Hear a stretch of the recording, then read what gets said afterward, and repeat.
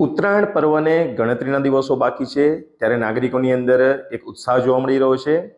વાત કરવામાં આવે ખેડા પોલીસની તો ખેડા પોલીસ અત્યારે એક્ટિવ મોડમાં જોવા મળી રહી છે, કારણ કે જિલ્લામાં જે દોરી કપાવા ગળા કપાવવાની જે બે ઘટના બની હતી, જુદા જુદા લોકો જે ચાઇનીઝ દોરી વેચતા હતા તેમની અટકાયત કરી તેમની સામે કાયદેસરની કાર્યવાહી હાથ ધરી છે।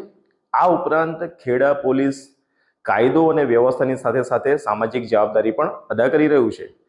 આપણી સાથે જોડાયા છે ખેડા એસપી, આપણે તેમની સાથે વાત કરીશું।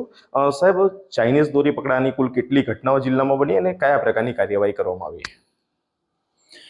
ઉત્તરાયણ નિમિત્તે શાંતિથી અને આનંદથી નાગરિકો તહેવાર ઉજવે એ ખૂબ જરૂરી છે, પરંતુ એની સાથે સાથે પોતાની ફરજ પણ અદા કરે। દાખલા તરીકે કલેક્ટર સાહેબ દ્વારા જાહેરનામા પાડવામાં આવે છે કે ચાઇનીઝ દોરી, ચાઇનીઝ તુક્કલ આ પ્રકારનો ઉપયોગ ન કરવા, જેનાથી બીજા લોકોને નુકસાન થતું હોય છે।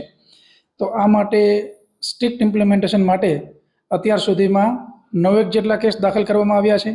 ચાઇનીઝ દોરીનો મોટો મુદ્દામાલ પકડવામાં આવેલો છે।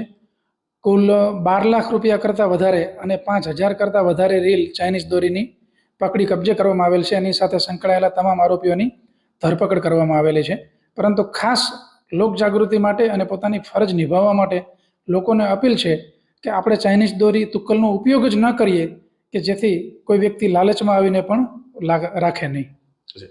સર, ઉત્તરાયણના હવે લગભગ 3-4 દિવસ બાકી છે, ત્યારે પોલીસ કાયદો વ્યવસ્થાની સાથે સાથે સામાજિક જવાબદારી કઈ રીતે નિભાવી રહ્યું છે? અત્યારે જિલ્લા પોલીસનું કેમ્પેન ફૂલ ફ્લેજમાં ચાલે છે।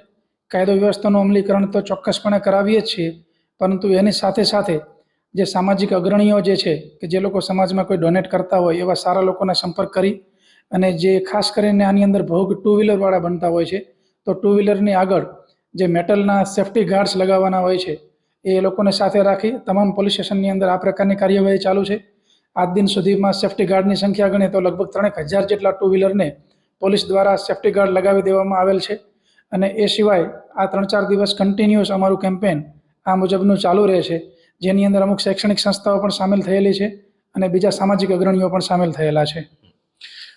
ખેડા જિલ્લામાં દોરીથી ગળા કપાવાની કુલ 2 ઘટનાઓ બની છે, જેને લઈને નાગરિકો પણ હવે સતેજ બન્યા હોય તે પ્રકારની સ્થિતિ જોવા મળી રહી છે, કારણ કે આ પ્રકારની ઘટનાઓ પોતાની સાથે ના બને તે માટે સેફ્ટી ગાર્ડ પણ લગાવી રહ્યા છે, સાથે સાથે પોલીસ પણ પોતાની સામાજિક જવાબદારી નિભાવી રહ્યું છે। ધર્મેન્દ્ર કપાસી, TV9 ખેડા।